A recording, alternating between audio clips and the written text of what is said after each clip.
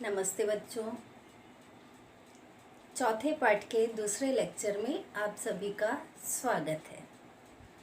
हम पढ़ रहे थे चौथा पाठ द्रव्य का मापन। पिछले लेक्चर में बच्चों हमने पढ़ा था रासायनिक संयोग का नियम, द्रव्य की अविनाशिता का नियम, स्थिर अनुपात का नियम, परमाणु का आकार और परमाणु द्रव्यमान। हमारा आज का पहला टॉपिक है तत्वों के रासायनिक प्रतीक। प्रतीक को हम चिन्ह भी कहते हैं। तो पहले बच्चों वैज्ञानिक थे एक डाल्टन। तो डाल्टन नामक वैज्ञानिक ने तत्वों को प्रतीक देने के लिए कुछ विशेष चिन्हों का उपयोग किया था। जैसे हाइड्रोजन को संकेत दिया था एक गोले के अंदर डॉट, यानी उसे क्या समझा जाता था? हाइड्रोजन। उसी तरह से तांबे के लिए गोले के अंदर सी, यानी इसे क्या समझा जाए? तांबा। परंतु वर्तमान समय में IUPAC पद्धति का उपयोग किया जाता है। इस पद्धति को संपूर्ण विश्व में मान्यता प्राप्त है, यानी आजकल सभी इसी IUPAC पद्धति का उपयोग करते हैं। यह IUPAC पद्धति बर्जीलियस नामक वैज्ञानिक द्वारा खोजी गई पद्धति पर आधारित है। बर्जीलियस के अनुसार ही प्रतीक चिन्हों को नाम देने की परंपरा है। प्रतीक चिन्हों को नाम देने के लिए तत्व का जो नाम है उस नाम के पहले अक्षर का उपयोग किया जाता है, या फिर पहले और दूसरे अक्षर का उपयोग किया जाता है, या फिर किन्हीं अन्य अक्षरों का उपयोग किया जाता है। अगर नाम देने के लिए पहले अक्षर का उपयोग किया जाता है तो पहले अक्षर को हमेशा कैपिटल लेटर में ही लिखा जाता है, और अगर दो अक्षरों का उपयोग किया जा रहा है तो उनमें से पहला अक्षर कैपिटल होता है और दूसरा अक्षर स्मॉल लेटर में लिखा जाता है। जैसे यहाँ कार्बन का संकेत C होता है, तो C को हम केवल कैपिटल लेटर में खाली C लिख देते हैं। पर अगर क्लोरीन को लिखना है तो क्लोरीन का संकेत दो अक्षरों द्वारा लिखा जाता है, और वो क्या होता है? C और L। पहला अक्षर कैपिटल, दूसरा अक्षर स्मॉल लेटर। उसी तरह से तांबे का संकेत CU होता है, तो पहला कैपिटल और दूसरा स्मॉल लेटर। उसी तरह से एल्यूमिनियम AL, तो A कैपिटल और L स्मॉल। इस तरह से सभी तत्वों के संकेतों को लिखा जाता है। जैसे नाइट्रोजन है, तो नाइट्रोजन केवल एक अक्षर द्वारा दर्शाया जाता है, इसलिए उसे कैपिटल लेटर में लिखते हैं। उसके बाद बच्चों अपना दूसरा टॉपिक आता है अणु द्रव्यमान। अणु द्रव्यमान ज्ञात करने के लिए किस तरह से हम अणुओं का द्रव्यमान ज्ञात करते हैं वो देखते हैं।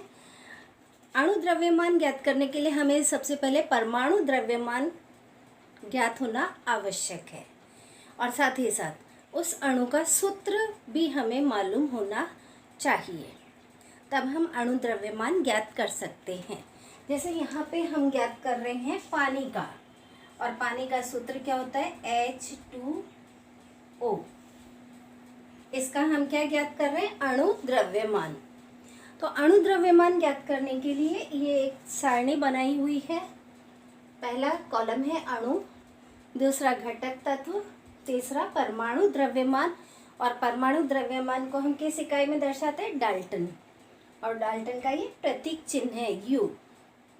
फिर अणु में परमाणुओं की संख्या कितनी है उसे लिखा जाता है, और अगली बार परमाणु द्रव्यमान और अणु में परमाणुओं की संख्या का गुणा कर दिया जाता है, यानी इसको और इसको दोनों को गुणा कर देंगे तो हमारे पास ये प्राप्त हो जाएगा। उसके बाद वो गुणनफल यहाँ लिख दिया जाता है, घटकों का द्रव्यमान। अब यहाँ पे पानी का अणु द्रव्यमान हमें ज्ञात करना है, तो पानी का अणु क्या होता है? H2O। और घटक तत्व इसमें कौन से? हाइड्रोजन और ऑक्सीजन। तो हाइड्रोजन और ऑक्सीजन हमने लिख दिया। फिर परमाणु द्रव्यमान, हाइड्रोजन का परमाणु द्रव्यमान होता है 1, तो हमने 1 लिख दिया। ऑक्सीजन का परमाणु द्रव्यमान कितना होता है 16, तो हमने यहाँ पे क्या लिख दिया 16। उसके बाद अणु में परमाणुओं की संख्या कितनी है, अणु हमारे पास कौन सा है, ये H2O। इसमें हाइड्रोजन के परमाणुओं की संख्या कितनी है 2, तो हम यहाँ लिख देंगे 2। उसके बाद अगला कॉलम है परमाणु द्रव्यमान, परमाणु द्रव्यमान क्या है 1, फिर गुणा परमाणुओं की संख्या, परमाणुओं की संख्या कितनी है 2। अब इन दोनों को गुणा करेंगे तो कितना आ जाएगा 2। उसके बाद ऑक्सीजन, ऑक्सीजन का परमाणु द्रव्यमान है 16 और अणु में परमाणु की संख्या कितनी है 1, इसलिए हम लिख देंगे ये 1। उसके बाद इन दोनों को गुणा कर देंगे, 16 गुणा 1 बराबर कितना हो जाएगा 16। तो अणु द्रव्यमान कितना हो जाएगा, इन दोनों को जोड़ देंगे, 16 और 2 18, तो पानी का अणु द्रव्यमान कितना प्राप्त हुआ हमारे पास 18। उसी तरह से बच्चों एक दूसरा बिना सारणी बनाए भी हम इसे हल कर सकते हैं। उसके लिए सूत्र है अणु द्रव्यमान बराबर घटक परमाणु द्रव्यमानों का योगफल। तो H2O किसका हम ज्ञात कर रहे हैं, पानी का।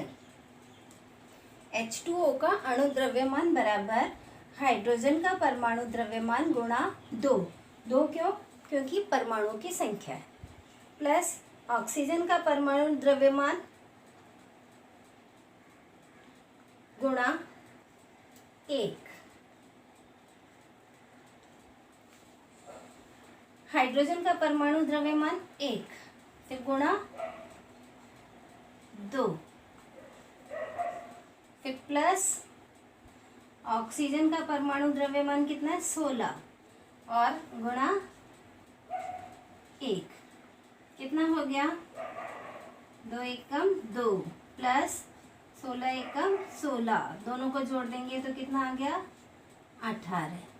तो है पानी का अणु द्रव्यमान कितना प्राप्त हुआ 18, इस विधि द्वारा भी 18 और इस विधि द्वारा भी 18। तो आप किसी भी अणु का अणु द्रव्यमान इस दोनों में से किसी एक तरीके द्वारा ज्ञात कर सकते हैं। यहाँ पे एक उदाहरण हम और देखेंगे और फिर उसके बाद आपको उस तरह के कुछ प्रश्न दिए हुए हैं आपकी बुक में, उन्हें सॉल्व करना है। CaOH का होल ट्वाइस, जिसे हम कहते हैं कैल्शियम हाइड्रोक्साइड, इसका अणु द्रव्यमान हमें ज्ञात करना है। तो अणु की जगह पे हमने वो संकेत लिख दिया, पूरा सूत्र CaOH का होल ट्वाइस। इसमें एक तत्व क्या है कैल्शियम, फिर ऑक्सीजन और हाइड्रोजन। बच्चों कैल्शियम का परमाणु द्रव्यमान होता है 40, ऑक्सीजन का 16 और हाइड्रोजन का 1। अणु में परमाणु की संख्या CaOH का होल ट्वाइस, Ca का 1, ऑक्सीजन के कितने 2, दोनों के साथ कोष्टक लगा हुआ है, फिर बाहर 2 लिखा है, यानी 2 परमाणु सभी के होंगे। तो ऑक्सीजन का कितना है 2, हाइड्रोजन का भी 2। अब इन दोनों को गुणा कर देंगे, 40 गुणा 1 बराबर कितना 40, 16 गुणा 2 बराबर 32, 1 गुणा 2 बराबर 2, यानी इन सभी को आप जोड़ देंगे, 4 और 4 3 7, 74। बच्चों अपना अगला टॉपिक है मोल। जब रासायनिक क्रिया होती है तो पदार्थों के अणु और परमाणुओं के बीच अभिक्रिया होती है, अतः उनके अणु और परमाणु की संख्या ज्ञात होनी चाहिए। और रासायनिक अभिक्रिया में अणु और परमाणुओं की संख्या को गिनने की अपेक्षा राशियों का मापन करना ज़्यादा सुविधाजनक होता है। इसलिए एक राशि का उपयोग किया जाता है यहाँ पे, और उस राशि को हम कहते हैं मोल। जो मोल एक राशि है, और मोल की परिभाषा क्या है वो हम देखते हैं। मोल किसी पदार्थ की वह राशि होती है जिसका ग्राम में द्रव्यमान उस पदार्थ के अणु द्रव्यमान के डाल्टन में मान के बराबर होता है। तो ये परिभाषा आपको याद करनी है।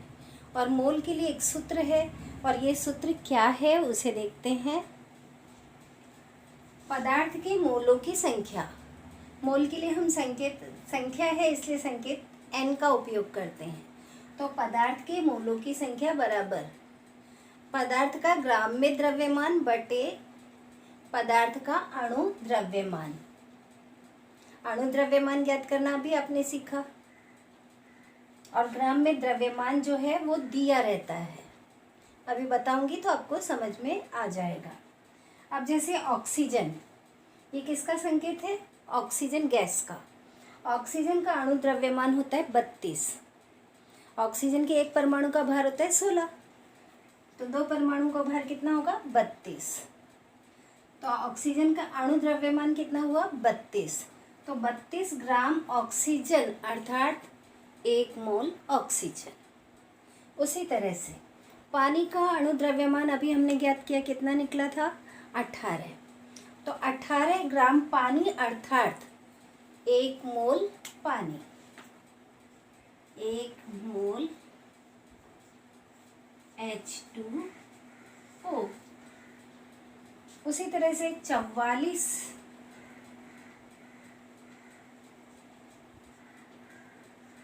ग्राम CO2 यानी कार्बन डाइऑक्साइड अर्थात 1 मोल CO2। बच्चों, अपना अगला टॉपिक है एवोगैड्रो संख्या।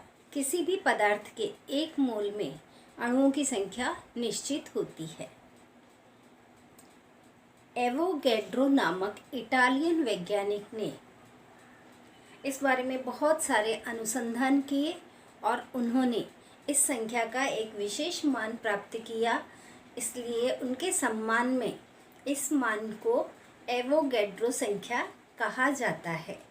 और इस संख्या को Na इस अक्षर द्वारा दर्शाया जाता है, N और कैपिटल A।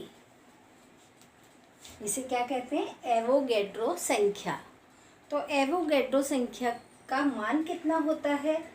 एवोगैड्रो संख्या Na बराबर 6.022 इंटू 10 की पावर 23 इतना होता है। किसी भी पदार्थ के 1 मोल में 6.022 इंटू 10 की पावर 23 इतने अणु होते हैं।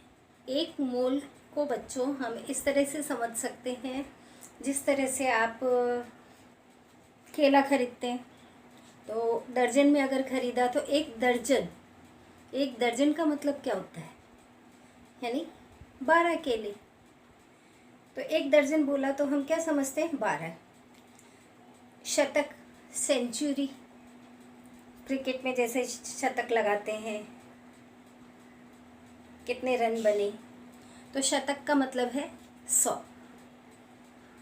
उसी तरह से कॉपियाँ जब खरीदी जाती है या कागज़ जब खरीदे जाते हैं तो ग्रॉस में खरीदे जाते हैं, और 1 ग्रॉस का मतलब होता है 144।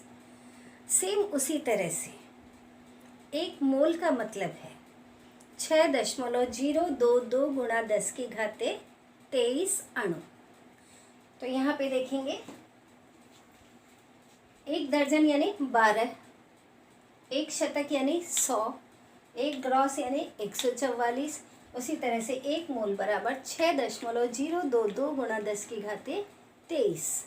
अब ये 1 दर्जन केले तो यानी 12 केले लिखेंगे हम यहाँ पे।